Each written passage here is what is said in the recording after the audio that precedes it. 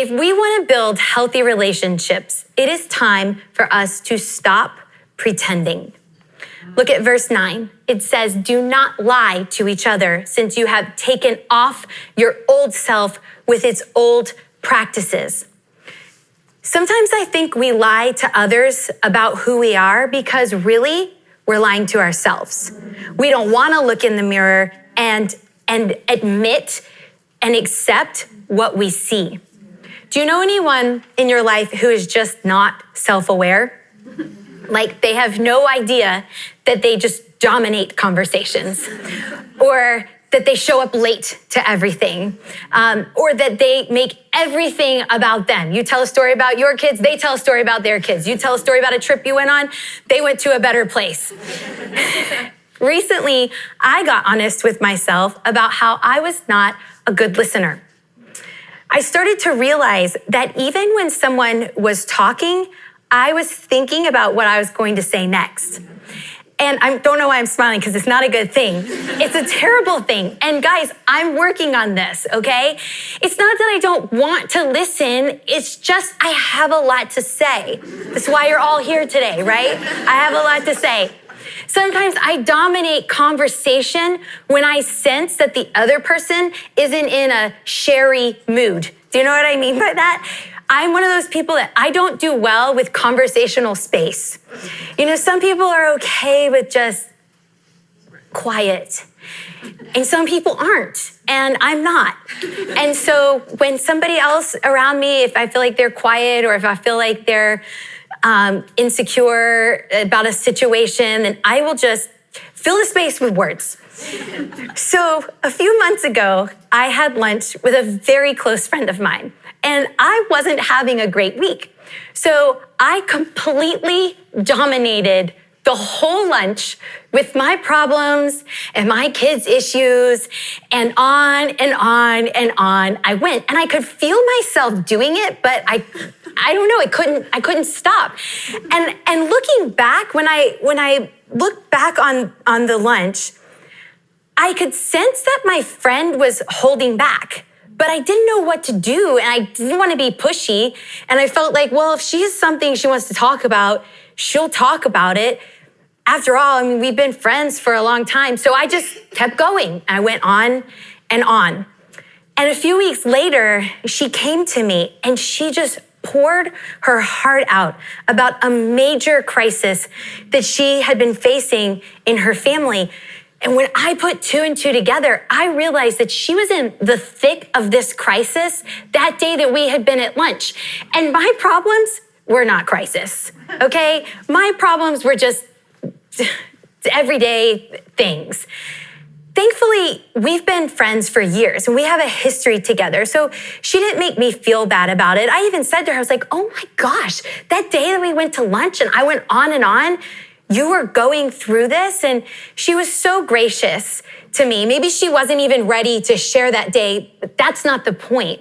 The point is that I was so unaware that I was dominating the conversation, and I was so consumed with my mini crisis or my perceived crisis that I didn't even realize that she was struggling more than I was. Nobody wants to be friends with someone who doesn't listen and who doesn't pay attention. No one. I have to stand in front of the mirror and I have to say, hello, my name is Holly. I am not a good listener. I'm going to work on this. If you feel like your relationships are struggling, it could be that it's all their fault. If that's the way you want to live, always blaming others, that's your choice. But you do have another option. You can look within and you can be honest. And like Paul says, you can take off the old self. So after I'm truthful with myself, then I have to begin to work on being truthful with others. We live in a world where people are craving authentic relationships, yet we all wear masks. It's a way that we protect ourselves from pain. But if you want to grow and you want to get closer with the people who are in your life, you are going to have to take off the mask. Truthfulness in relationships, it can take on so many meanings. And I'm not really talking about being truthful with your friend and telling her like, you have lipstick on your teeth, you know? There's a time and place for that, but that's not what I'm talking about. I'm also not talking about when you sit your friend down and you tell her that she really needs to break up with that guy and he's not good for her. There's a time and place for that. What I am talking about is being real. No one wants to be friends with somebody who they feel like is pretending to be someone that you're not, pretending to be perfect, which, by the way, is the stupidest thing that you can pretend to be because it really just looks like you're hiding something.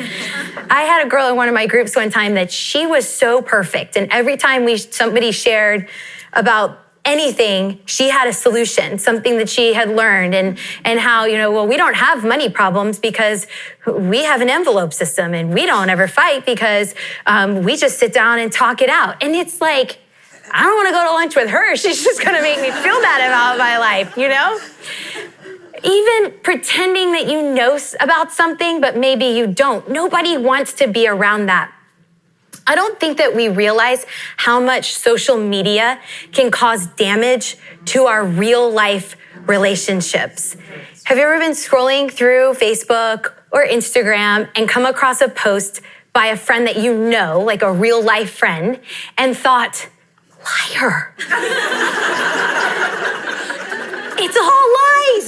She's such a liar. I know her.